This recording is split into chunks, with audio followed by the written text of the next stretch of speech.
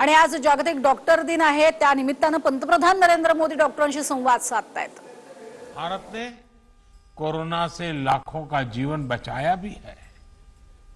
इसका बहुत बड़ा श्रेय हमारे परिश्रमी डॉक्टर्स, हमारे हेल्थ केयर वर्कर्स, हमारे फ्रंटलाइन वर्कर्स को जाता है। साथियों, ये हमारी सरकार ही है जिसने हेल्थ केयर पर सबसे अधिक बल दिया है। पिछले वर्ष फर्स्ट वेव के दौरान हमने लगभग 15,000 करोड़ रुपए हेल्थ केयर के लिए आवंटित किए थे, जिससे हमारे हेल्थ इंफ्रास्ट्रक्चर को बढ़ाने में मदद मिली। इस साल हेल्थ सेक्टर के लिए बजट का एलोकेशन 2 गुने से भी ज्यादा यानी 2 लाख करोड़ रुपए से भी अधिक किया गया। अब हम ऐसे क्षेत्रों में हेल्थ इंफ्रास्ट्रक्चर को मजबूत करने के लिए 50,000 करोड़ रुपए की एक क्रेडिट गारंटी स्कीम लेकर आए हैं, जहां स्वास्थ्य सुविधाओं की कमी है। हमने बच्चों के लिए जरूरी हेल्थ इंफ्रास्ट्रक्चर को सशक्त करने के लिए भी 22,000 करोड़ रुपए से ज्यादा आवंटित किए हैं। आज देश में तेजी से नए एम्स खोले जा रहे हैं, नए मेडिकल कॉलेज बनाए जा रहे हैं, आधुनिक हेल्थ इंफ्रास्ट्रक्चर खड़ा किया जा रहा है। 2014 तक जहां देश में कल 6 एम्स थे, वहीं इन 7 सालों में 15 नए एम्स का काम शुरू हुआ है। मेडिकल कॉलेज की संख्या भी करीब 1.5 गुना बढ़ी है। इसी का परिणाम है कि इतने कम समय में जहां अंडर ग्रेजुएट सीट्स में 1.5 गुने से ज्यादा की वृद्धि हुई है, वहीं पीजी सीट्स में 80% इजाफा हुआ है। यानी यहां तक पहुंचने के लिए जो संघर्ष आपको करना पड़ा, वो कठिनाइयां हमारे युवाओं को, आपके बच्चों को नहीं उठानी पड़ेगी। दूर सुदूर क्षेत्रों में भी हमारे ज्यादा से ज्यादा युवाओं को डॉक्टर बनने का अवसर मिलेगा। उनकी प्रतिभा को, उनके सपनों को नई उड़ान मिलेगी। मेडिकल सेक्टर में हो रहे इन बदलावों के बीच डॉक्टर्स की सुरक्षा के लिए भी सरकार प्रतिबद्ध है।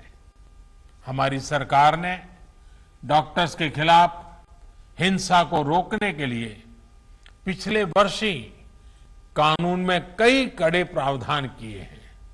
इसके साथ ही हम अपने कोविड वॉरियर्स के लिए फ्री इंश्योरेंस कवर स्कीम भी लेकर आए हैं।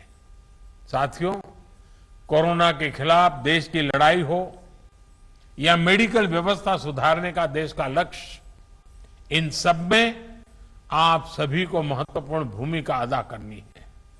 उदाहरण के तौर पर, जब आप सभी ने पहले फेज में वैक्सीन लगवाई, तो उससे देश में वैक्सीन को लेकर उत्साह और विश्वास कई गुना बढ़ गया।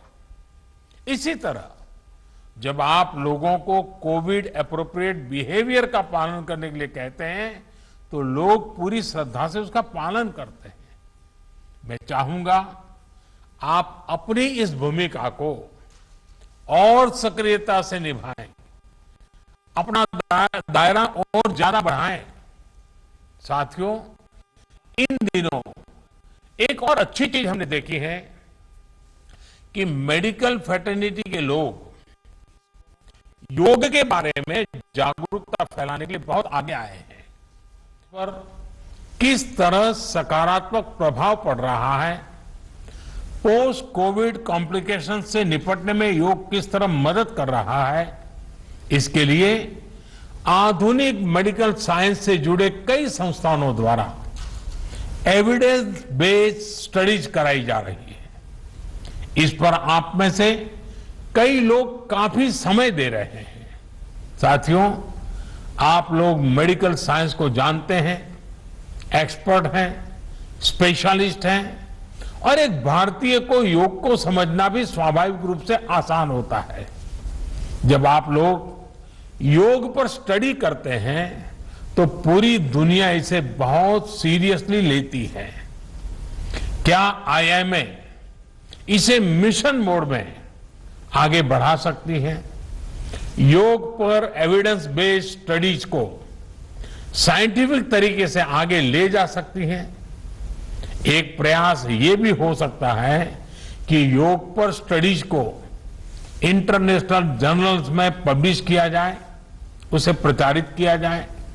मुझे विश्वास है कि ये स्टडीज दुनिया भर में डॉक्टर्स को, अपने पेशेंट्स को योग के बारे में और जागरूक करने के लिए भी प्रोत्साहित करेगी।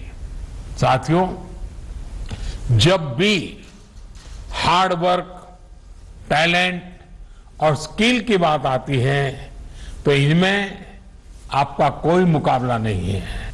मैं आपसे यह भी अनुरोध करना चाहता हूं कि आप पूरे अटेंशन के साथ ही अपने अनुभवों का डॉक्यूमेंटेशन भी करते रहें।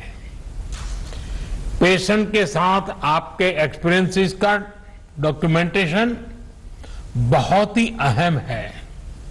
साथ ही मरीज के सिम्टम्स, ट्रीटमेंट प्लान और उनके रिस्पांस का भी डिटेल डॉक्यूमेंटेशन होना चाहिए। यह एक रिसर्च स्टडी के रूप में भी हो सकता है जिसमें विभिन्न प्रकार की दवाओं और ट्रीटमेंट्स के असर को नोट किया गया हो। जितनी बड़ी संख्या में आप मरीजों की सेवा और देखभाल कर रहे हैं उसके हिसाब से आप पहले से ही दुनिया में सबसे आगे हैं।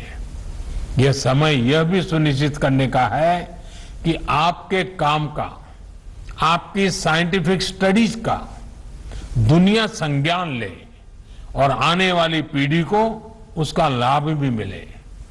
इससे दुनिया को जहां मेडिकल से जुड़े कई जटिल सवालों को समझने में आसानी होगी, वहीं उसके समाधान की दिशा भी मिलेगी। कोविड की यह महामारी इसके लिए एक अच्छा स्टार्टिंग पॉइंट